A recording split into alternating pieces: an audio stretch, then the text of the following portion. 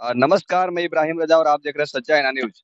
अभी रांची में मौजूद है और चारों तरफ शोर है रांची में कि कल उलगुलान महारैली जो है कि रांची प्रभात तारा मैदान में किया जा रहा है, जिसमें 5 से 10 लाख लोगों की आने की संभावना बताया जा रहा है। महारैली में बड़े बड़े इंडिया गठबंधन के दिग्गज नेता यहाँ पे आने वाले हैं। जैसे कि बता दें कि इस महारैली में राहुल गांधी जी की भी आगमन हो रही है और साथ ही साथ तेजस्वी यादव जी का भी आगमन हो रहा है और अरविंद केजरीवाल जी की धर्म पत्नी का भी आगमन होने जा रहा है। तो अभी हमारे साथ मौजूद है भवनाथपुर के पूर्व विधायक जी। आइए इनसे बात करते हैं कि इस उलगुलान महारैली का मकसद क्या है और महत्व क्या है सर। देखिए, इस उलगुलान महारैली का साफ मकसद यही है कि जो आप अन्याय कर रहे हैं, भारतीय जनता पार्टी की तरफ से जो अन्याय हुई है, पूर्व मुख्यमंत्री हेमंत सोरेन जी को जो जेल भेजा गया है या अरविंद केजरीवाल जी को जेल भेजा गया है, तो निश्चित रूप से ये उलगुलान उलगुलान का मतलब है क्रांति।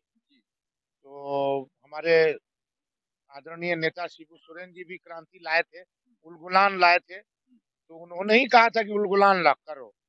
तो जैसे महाराष्ट्र में, दिल्ली में, बिहार में जिस तरह से कार्यक्रम हुआ और उसमें इंडिया गठबंधन के शीर्ष तमाम नेता वहां मौजूद रहे, उसी तर्ज पर जो है झारखंड में भी जो है झारखंड मुक्ति मोर्चा के नेतृत्व में ये कार्यक्रम हो रहा है, जिसमें इंडिया गठबंधन के तमाम शीर्ष नेता मौजूद रहेंगे।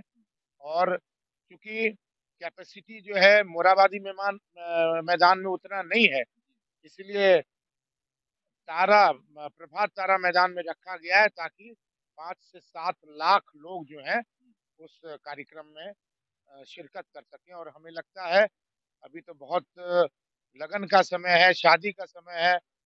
हम लोगों को गाड़ी तक नहीं मिली तो हम लोगों को मजबूरी ट्रेन से आना पड़ा।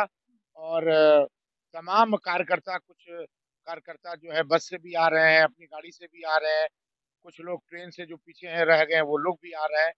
तो ये निश्चित है कि कल का दृश्य जो है ऐतिहासिक रहेगा और यह अलग तरीके का महारैली है।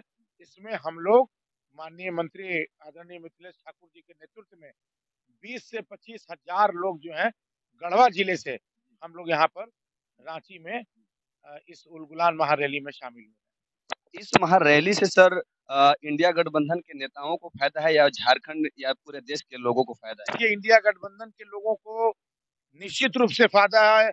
और यही वजह है कि महाराष्ट्र में जब ये कार्यक्रम हुआ और दिल्ली में जब ये कार्यक्रम हुआ अरविंद केजरीवाल जी के जेल जाने के बाद, और ऐतिहासिक गांधी मैदान में बिहार में भी हुआ, तो निश्चित रूप से आईना जो है तस्वीर हम लोगों को देखने को मिल रहा है कि इस बार का जो चुनाव है उसमें निश्चित रूप से परिवर्तन हम लोगों को देखने को मिलेगा।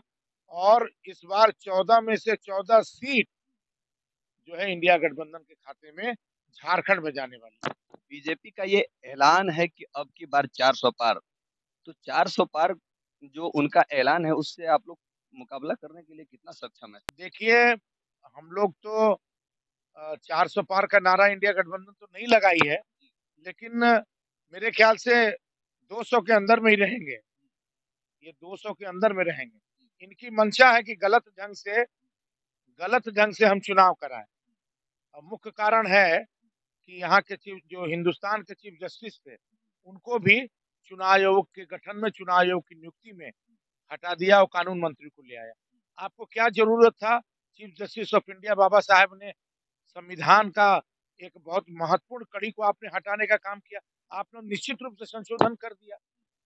अगर आप संशोधन नहीं करते, फेयर इलेक्शन आप खुद नहीं चाहते हैं, अंदर कुछ है आपके मन में कि हम किसी तरह से बेईमानी करें और इस देश में जो है हम अपने ढंग से चुनाव करा लें, इसलिए उन्होंने चीफ जस्टिस ऑफ इंडिया को हटाने का काम किया। इंडिया गठबंधन की सरकार अगर इस बार बनती है सर, तो आप लोग क्या करेंगे?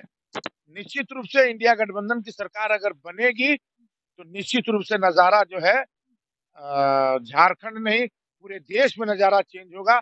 और जो इंडिया गठबंधन कह रही है वो करती है और परिवर्तन होगा। और परिवर्तन होने के बाद जब इस देश में इंडिया गठबंधन की सरकार बनेगी तो गरीब, किसान और जो हमारे बाबा साहब का संविधान जो है, जो खतरे में है, उसको बचाने का काम करेगी।